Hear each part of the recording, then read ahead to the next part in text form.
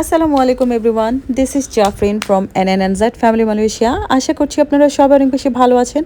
আজকে আপনাদের সাথে শেয়ার করতে যাচ্ছি KFC স্টাইল জেডএফসি। জেডএফসি কেন বললাম, যেহেতু আমি কুক করছি সে কারণে জেডএফসি। আর এই জেডএফসি কিন্তু আমার দুই ছেলে এবং আমার হাজব্যান্ডের খুবই পছন্দের।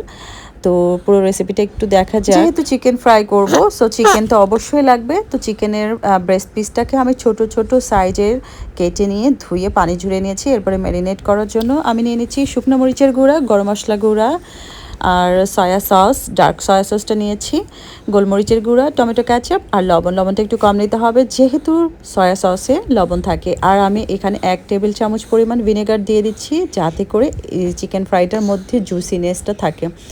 আর এই ম্যারিনেশনটা আমি ম্যারিনেট করার পর 1 ঘন্টা ফ্রিজে রেখে দিয়েছিলাম। আমার সময় থাকলে আমি আগের দিনই ম্যারিনেট করে রাখি। এরপরে চিকেনটার একটা কোটিং দেওয়ার পালা, সে কারণে 2টা ডিম আমি ফ্রিজ থেকে বের করে নর্মাল টেম্পারেচারে রেখে দিয়েছিলাম। প্রথমে একটা ডিমকে আমি ফেটিয়ে নিচ্ছি, পরে আরেকটা ডিম দরকার হবে তখন আমি ফেটে নিব। আর এখন আমি এই ময়দার একটা মিশ্রণ আমি কোটিং করার জন্য ব্যবহার করছি। কি কি থাকছে তা, এই মিশ্রণটার মধ্যে কি কি থাকছে সেটা আমি একটু পরেই বলে নিচ্ছি।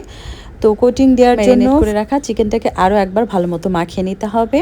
এরপরে আমি এখানে একটা মিশ্রণ তৈরি করেছি। আজকে আমি রেডিমেড মিশ্রণটাই ব্যবহার করছি। নর্মালি আমি সবসময় যে উপাদানগুলো মিশ্রণে একটা মিশ্রণ তৈরি করি সেটা হলো ময়দা, কর্নফ্লাওয়ার, গোলমরিচের গুঁড়া আর শুকনো মরিচের গুঁড়া আর পরিমাণ মতো সামান্য লবণ। এই সামান্য কিছু উপকরণ দিয়ে কিন্তু খুব সুন্দর একটা কোটিং তৈরি করা যায়। তো যেহেতু আজকে আমি এই মিশ্রণটা রেডিমেড কিনে নিয়ে এসেছি, সো আমি এভাবেই যেভাবে বানাচ্ছি সেভাবে দেখাচ্ছি।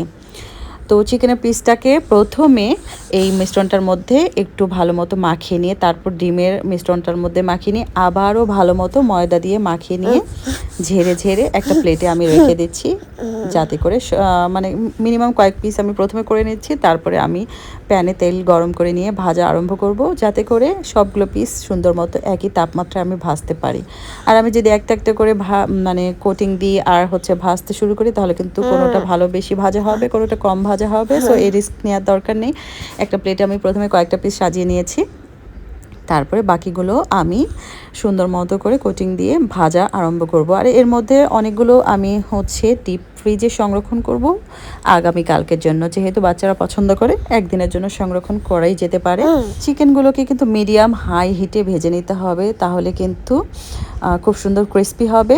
আর মানে এরকম ভয়ের কোনো কারণ নেই যে চিকেনগুলো ভেতর থেকে সেদ্ধ হবে কিনা, যেহেতু আমি এখানে ভিনেগার ইউজ করেছি সে কারণে কিন্তু চিকেনগুলো খুব তাড়াতাড়ি করে ভেতর দিক থেকে সেদ্ধ হয়ে যাবে। তো প্রথম ব্যাচের চিকেনগুলো আমার ফ্রাই করে নেওয়া হয়ে গেলে পরে আরও এক ব্যাচে আমি চিকেনগুলোকে ফ্রাই করে নিচ্ছি। খুবই ক্রিস্পি ক্যাচাপ দিয়ে খুব সুন্দর মতোই ভাজা চিকেনগুলো পরিবেশন করুন আর ফ্যামিলির সবার সাথে মজা করে এনজয় করুন। তো আজকের ভিডিওটা আসলে এ পর্যন্তই। চেষ্টা করেছি আপনাদের সাথে এই চিকেন ফ্রাই রেসিপিটা তুলে ধরার। তো আমি যেহেতু কোনো এক্সপার্ট নই, আমি আমার মতো করেই শেয়ার করেছি। আশা করছি সবার ভালো লাগবে। তো সবাই ভালো থাকবেন, সুস্থ থাকবেন, আমাদের জন্য দোয়া করবেন। আল্লাহ হাফেজ।